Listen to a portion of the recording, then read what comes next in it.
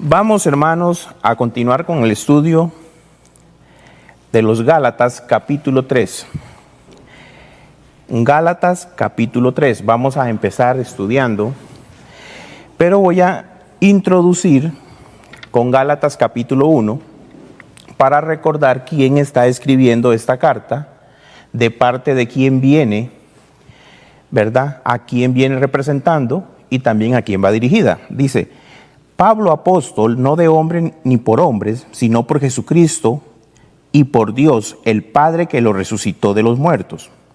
Y todos los hermanos que están conmigo a las iglesias de Galacia, gracia y paz sean a vosotros, de Dios el Padre y de nuestro Señor Jesucristo, el cual se dio a sí mismo por nuestros pecados, para librarnos del presente siglo malo, conforme a la voluntad de nuestro Dios y Padre, a quien sea la gloria por los siglos de los siglos. Amén.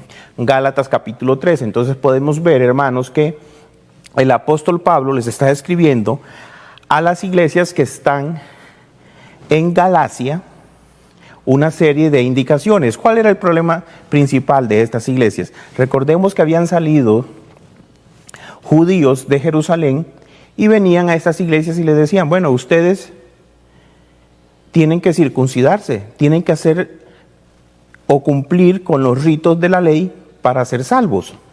Entonces el apóstol Pablo viene explicándole el por qué eso no es cierto, el por qué eso no es verdad. Y llega el momento en que el apóstol Pablo en el capítulo 3, versículo 1 le dice: oh Gálatas insensatos, ¿quién os fascinó para no obedecer la verdad a vosotros, ante cuyos ojos Jesucristo fue ya presentado claramente entre vosotros como crucificado? Esta palabra insensatos, hermanos, significa fauto, loco o necio. Recordemos que necio también significa una persona que dice en su corazón que no existe Dios. Versículo 2. Esto solo quiero saber, le dice el apóstol Pablo, y le hace dos preguntas.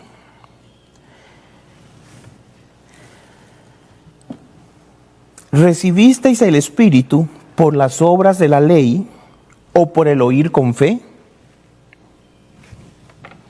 Tan necios sois, le vuelve a decir. Recordemos el versículo 1, insensato significa necios, y le vuelve a decir: tan necios sois, o sea, ¿no crees en Cristo?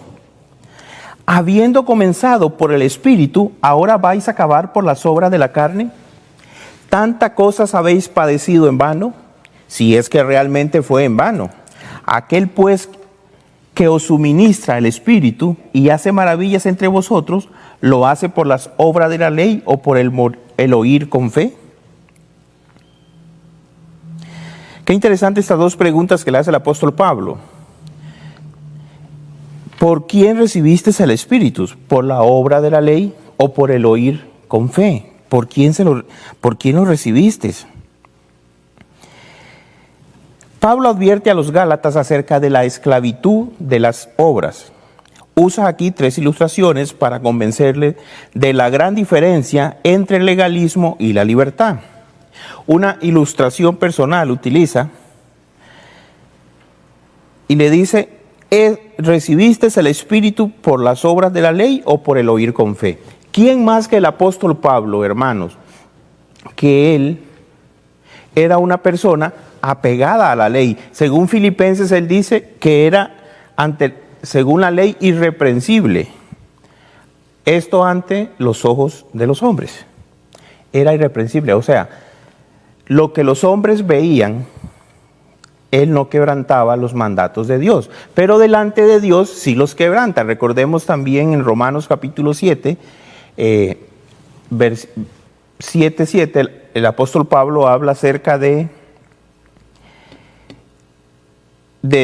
deseo que él que vivía en él. Dice que si fuera por la ley él no conocería la codicia. Entonces él está apelando a su testimonio personal. Él dice: yo era perseguidor de la iglesia. En esto también, hermanos, entendamos y recordemos que la iglesia se refiere al grupo de personas, ¿verdad?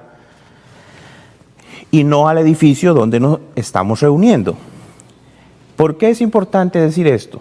Hermanos, como personas nos estamos reuniendo en este tiempo de pandemia, estamos escuchando las prédicas, estamos escuchando las enseñanzas de los hermanos, podemos comentar entre nosotros, podemos tener peticiones, estamos reunidos como iglesia, aunque no estamos viniendo a este templo físico, ¿verdad? Pero como iglesia estamos reunidos, continuemos todavía, seguimos aprendiendo de la palabra de Dios. Ahí está, vengamos a Él, pidámosle que nos guíe, que nos ayude a entender su palabra, y mantengámonos aprendiendo cada día más.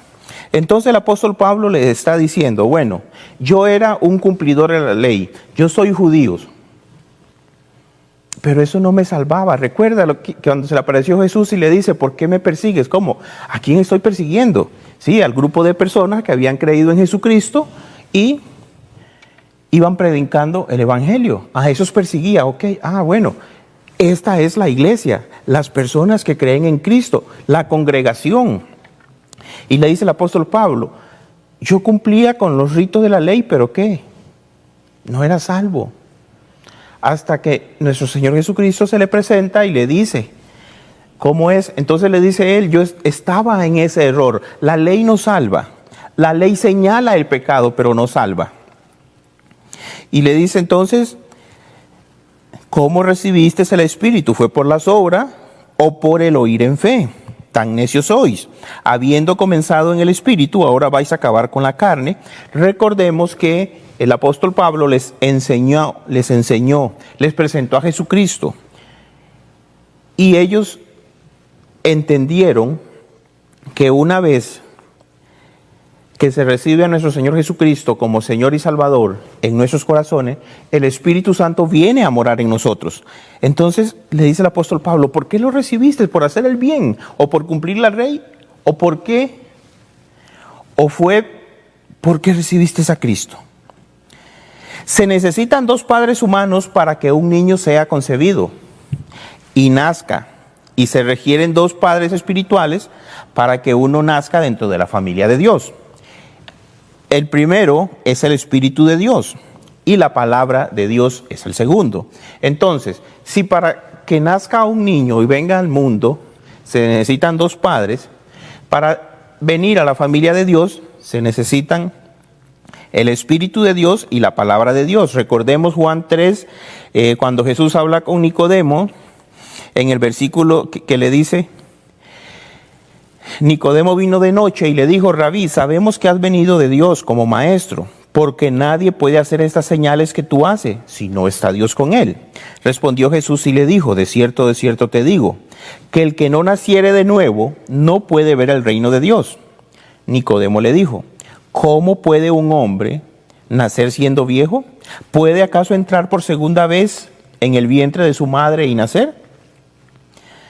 Respondió Jesús, de cierto te digo, que el que no naciere de agua y de espíritu no puede entrar en el reino de Dios. Estoy en Juan capítulo 3, versículo 6. Lo que es nacido de la carne, carne es, y lo que es nacido del espíritu, espíritu es. Entonces, esto es una evidencia en este versículo en lo que necesitamos haber nacido del espíritu. La evidencia de que necesitamos, el otro es la palabra de Dios. La encontramos en Primera de Pedro, capítulo 1, versículo 22. Habiendo purificado nuestras almas por la obediencia a la verdad mediante el Espíritu, para el amor fraternal, no fingido, amaos unos a otros entrañablemente de corazón puro, siendo renacidos no de simiente corruptible, sino de incorruptible, por la palabra de Dios que vive y permanece para siempre. Entonces se necesitan dos cosas para pertenecer a la familia de Dios: el Espíritu de Dios y la palabra de Dios. Continúo leyendo Gálatas capítulo 3, versículo 6. Así Abraham creyó a Dios y le fue contado por justicia. Y la Escritura, previendo que Dios había de justificar por la fe a los gentiles, dio de antemano la buena nueva a Abraham diciendo: en ti serán benditas todas las naciones, de modo que los de la fe son bendecidos con el creyente Abraham. Porque todos los que dependen de las obras de la ley están bajo maldición, pues escrito está: maldito todo aquel que no permaneciere en todas las cosas escritas en el libro de la ley, para hacerlas. Y que por la ley ninguno se justifica para con Dios. Es evidente, porque el justo por la fe vivirá. Cuando el apóstol Pablo en estos versículos está hablando de la ley, ¿a qué se está refiriendo? Se está refiriendo a la palabra de Dios, a la palabra que Dios le dio a Moisés, a los mandatos, a los estatutos. Se está refiriendo a las ordenanzas. Entonces, podemos encontrar en la palabra de Dios esto, ¿verdad? Los mandamientos de Dios, ordenanzas, estatutos, preceptos. También los podemos encontrar así. Abraham fue tenido por justo mediante la fe en Dios, mucho antes de que la ley fuera dada. Dios dijo a Abraham que los gentiles también serían justificados por la fe. Eso lo podemos encontrar en Génesis 12:3. Bendeciré a los que te bendijeren, y a los que te maldijeren maldeciré, y serán benditas en ti todas las familias de la tierra. Dios no solamente perdona a los pecadores por la fe, sino que también los preserva mediante ella.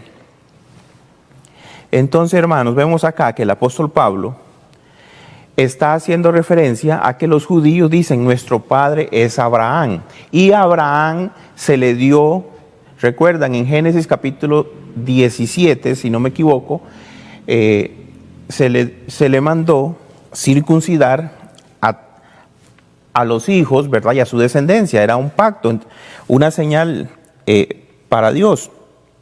Entonces, ellos vienen y dicen: bueno, como nosotros descendemos de Abraham, y eso está antes de Jesús, para tener salvación usted tiene que circuncidarse, usted tiene que cumplir con las obras de la ley.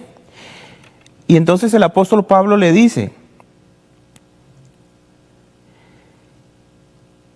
bendeciré, dice el apóstol Pablo, que los gentiles también serán justificados por la fe. Dios no solamente perdona a los pecadores por la fe, sino también los preserva mediante ella. Y que por la ley ninguno se justifica para con Dios. Es evidente, porque el justo por la fe vivirá. El apóstol Pablo está aquí recordándole que esto que él está diciendo también aparecía en el Antiguo Testamento. Lo encontramos en Habacuc capítulo 2, versículo 4. He aquí que aquel cuya alma no es recta, se enorgullece, mas el justo por su fe vivirá. ¿Qué dice aquí el apóstol Pablo en Gálatas 3, capítulo 11? Que por la ley ninguno se justifica para con Dios. Es evidente, porque el justo por su fe vivirá. Y esta palabra, el justo por su fe vivirá, la encontramos entonces en Habacuc 2, capítulo 4, y aparece 3 veces en el Nuevo Testamento. Una vez es aquí en Gálatas capítulo 3, versículo 11. La segunda vez es en Romanos 1:17, porque en el Evangelio la justicia de Dios se revela por fe y para la fe, como está escrito: mas el justo por la fe vivirá. En Hebreos 10:38 encontramos la tercera vez que aparece en el Nuevo Testamento: mas el justo vivirá por la fe. Y si retrocediere, no agradará a mi alma.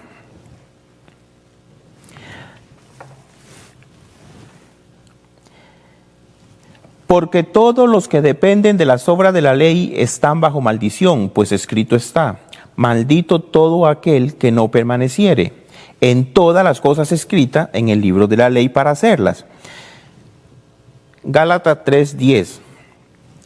En Deuteronomio 27:26 dice: maldito el que no confirmare las palabras de esta ley para hacerlas. Y dirá todo el pueblo: amén.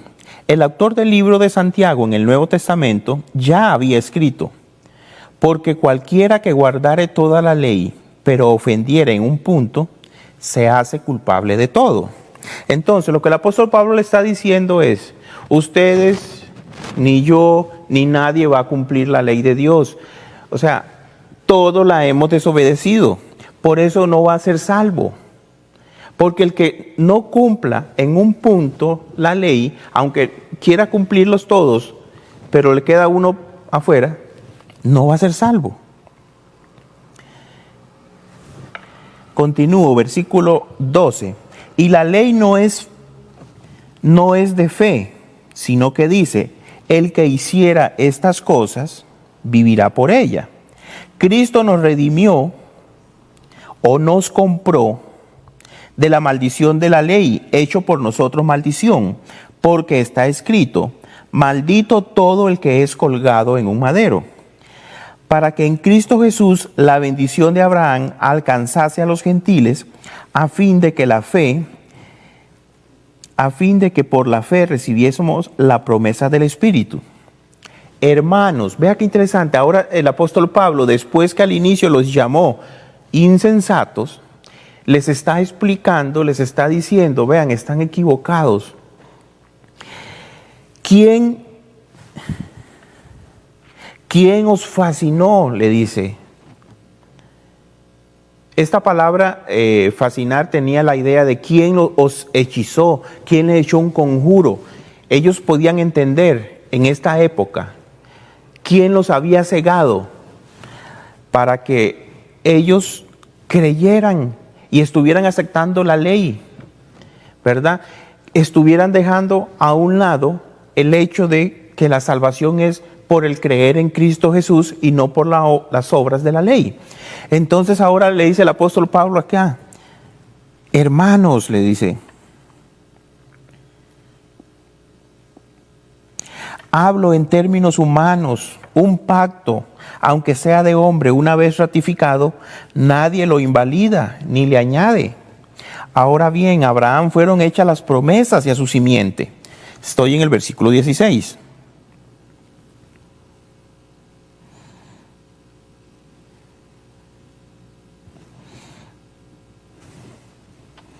No dice y a las simientes como si hablase de muchos, sino como de uno, y a tu simiente, la cual es Cristo. Esto pues digo: el pacto previamente ratificado por Dios para con Cristo, la ley que vino 430 años después, no lo abroga para invalidar la promesa. Porque si la herencia es por la ley, ya no es por la promesa, pero Dios la concedió a Abraham mediante la promesa. La ley le fue entregada a Israel aproximadamente 400 años después de haberle dado la promesa. ¿Cuál promesa? La justificación por la fe. En esto, hermanos, hay algo muy interesante. Si contamos el tiempo que pasó desde el llamamiento de Abraham en Génesis 12 hasta la entrada de los hijos hasta la llegada de Jacob en Egipto, son 215 años.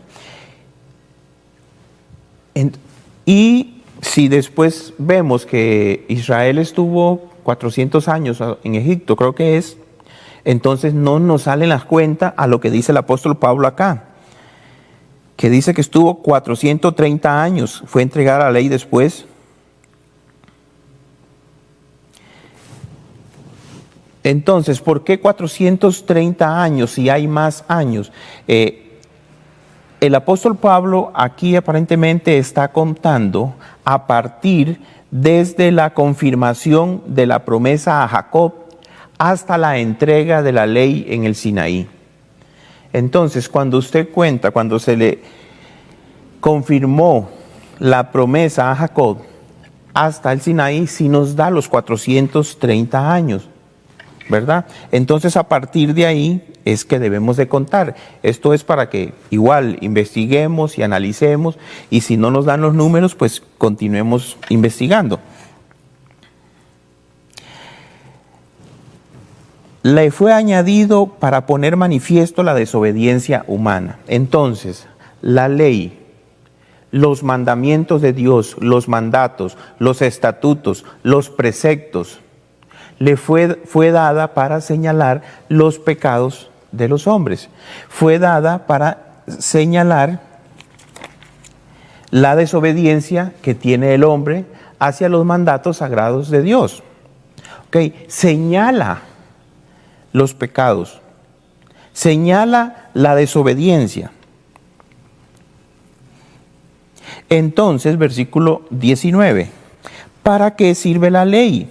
Fue añadida a causa de las agresiones, a causa de la desobediencia, a causa de los pecados, para que viniese la simiente a quien fue hecha la promesa, y fue ordenada por medio de los ángeles en mano de un mediador. Estoy en Gálatas capítulo 3, versículo 19. Fue ordenada por medio de ángeles en manos de un mediador. ¿Qué es transgresiones, iniquidad, ofensa, pecado? Estos versículos dan testimonio de ángeles en el Sinaí en la entrega de la ley. Deuteronomio 33, 2. Dijo Jehová, vino del Sinaí y de Seir, les esclareció, resplandeció desde el monte de Parán, y vino de entre 10 millares de santos con la ley de fuego en su mano derecha. Hechos capítulo 7, versículo 53 nos dice, vosotros que recibiste la ley por disposición de ángeles y no la guardasteis. Hebreos capítulo 2, versículo 2, porque si la palabra dicha por medio de los ángeles fue firme, y toda esta transgresión y desobediencia recibió justa retribución. Entonces, ya entendemos, el apóstol Pablo nos explica a quién fue dada la ley, a quién fue dada la promesa. Y nos dice para qué sirve la ley, para señalarnos los pecados, las transgresiones. Sin embargo, versículo 20, y el mediador no es de uno solo, pero Dios es uno. Luego la ley es contraria a las promesas de Dios en ninguna manera, porque si la ley dada pudiera vivificar, la justicia fuera verdaderamente por la ley. O sea, que si la ley pudiera dar vida, entonces la justicia o ser declarado justo delante de Dios fuera verdaderamente por la ley, pero sabemos que no es así. Mas la Escritura lo encerró todo bajo pecado para que la promesa que es por la fe en Jesucristo fuese dada a los creyentes. Pero antes que viniese la fe, estábamos confinados bajo la ley, encerrados para que aquella fe que iba a ser revelada. Entonces, pero antes, estoy en el versículo 23, que viniese la fe, estábamos confinados bajo la ley, encerrados para aquella fe que iba a ser revelada. ¿Verdad qué interesante? Dios da sus mandatos, sus estatutos, sus preceptos, sus mandamientos, y señala a cada persona lo que está haciendo mal delante de Dios, ¿verdad? Pero no salva, simplemente le dice, es culpable, es culpable, es culpable, no lo está cumpliendo, no lo está cumpliendo. Pero dice el versículo 24, de manera que la ley ha sido nuestro ayo para llevarnos a Cristo, a fin de que fuésemos justificados por la fe. Entonces, la ley sirvió como un ayo. ¿Qué significa esta palabra ayo? Esta palabra ayo del griego tiene la idea, significa como un maestro, un tutor, un disciplinador. Esta palabra ayo viene de la palabra griega paidagogos. La palabra clave aquí es ayo. Tiene poco que ver con un maestro de escuela en el contexto de hoy en día. Es un maestro, pero no es exactamente igual a lo que un maestro de escuela hoy en día hace. El término designa a un esclavo o siervo en el hogar romano. Entonces, este siervo o esclavo estaba a cargo de los niños de la familia. Era el que los alimentaba, vestía, bañaba, limpiaba la nariz y enseñaba a andar. Cuando el pequeño llegaba a la edad de ir a la escuela, le tomaba de la mano y lo llevaba. De esta función surgió el nombre de peidagogos, que quiere decir el que dirige a un niño. Entonces, recordemos que el que dirige, el que guía al niño, el que lo cuida, significa esta palabra ayo que la Biblia nos está indicando. De manera que la ley ha sido nuestro ayo para llevarnos a Cristo, a fin de que fuésemos justificados por la fe. La ley tomó a la humanidad de la mano, la llevó a la cruz de Cristo y le dijo: necesitas de Cristo. Recordemos, la ley, la palabra de Dios, los mandamientos que se le fueron dados a Moisés, los preceptos, los mandatos, los estatutos, aquellos que no podíamos cumplir, que nadie los pudo cumplir, solamente nuestro Señor Jesucristo lo cumplió porque Él no tuvo pecado. De ahí todos lo fallaban. Entonces, nos iba preparando, agarró a la humanidad de la mano para decirle, señalar todas las transgresiones, todos nuestros pecados y decir: usted es culpable. Usted no es justo delante de Dios. Pero esto que nos señaló nos dice: necesita un Salvador, el cual es Jesucristo. Él lo va a salvar. Él paga un precio por usted. Pero venida la fe, ya no estamos bajo el ayo. Pues todos sois hijos de Dios por la fe en Cristo Jesús. Porque todos los que habéis sido bautizados en Cristo, de Cristo estáis revestidos. Esto porque todos los que habéis sido bautizados en Cristo, de Cristo estáis revestidos. Esta palabra bautizados aquí, el apóstol Pablo la utiliza, pero no de manera literal, como quien dice: si usted es bautizado es salvo. No se refiere a esto. La idea que tiene es: bautizado en el Espíritu, por medio del Espíritu Santo somos uno en Cristo. Cuando usted viene a Jesucristo, le acepta como Señor y Salvador en su corazón, el Espíritu Santo viene a morar en usted. Y usted es uno con Jesucristo. Usted le puede pedir, le puede hablar, usted no está solo. Entonces a eso se refiere. Habéis sido bautizados en Cristo, de Cristo estáis revestidos. Ya no hay judío ni griego, no hay esclavo ni libre, no hay varón ni mujer, porque todos vosotros sois uno en Cristo Jesús. Y si vosotros sois de Cristo, ciertamente el linaje de Abraham sois, y herederos según la promesa. Entonces, herederos según la promesa que se le hizo a Abraham. Y si usted dice que está en Cristo Jesús, ciertamente linaje de Abraham sois, ¿verdad? Permítame hacerle una pregunta.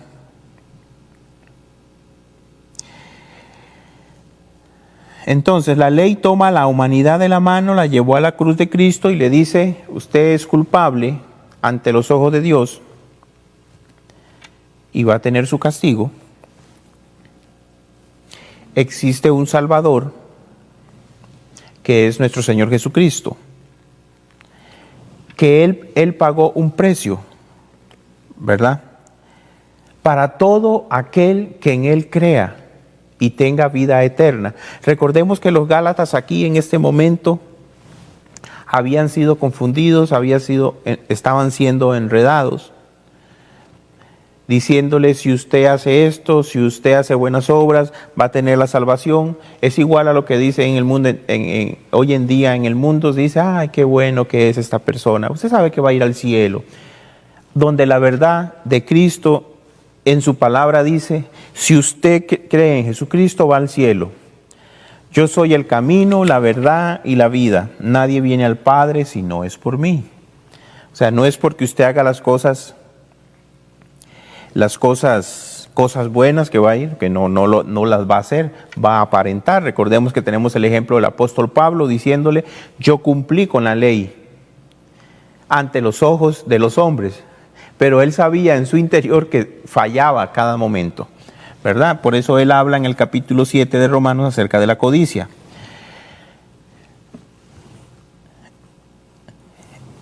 Estos judíos también, que venían acá enredándolo, diciéndole: usted necesita algo más para ser salvo, se estaban olvidando que Jesús le había dicho: yo y el Padre uno somos. Jesús podía perdonar los pecados y podía salvar de esa condenación eterna. Permítame hacerle una pregunta. ¿Ha creído usted en Jesucristo? ¿O cree que porque es una persona buena y ya tiene el cielo ganado? ¿Usted piensa que va a ir al cielo por ser bueno?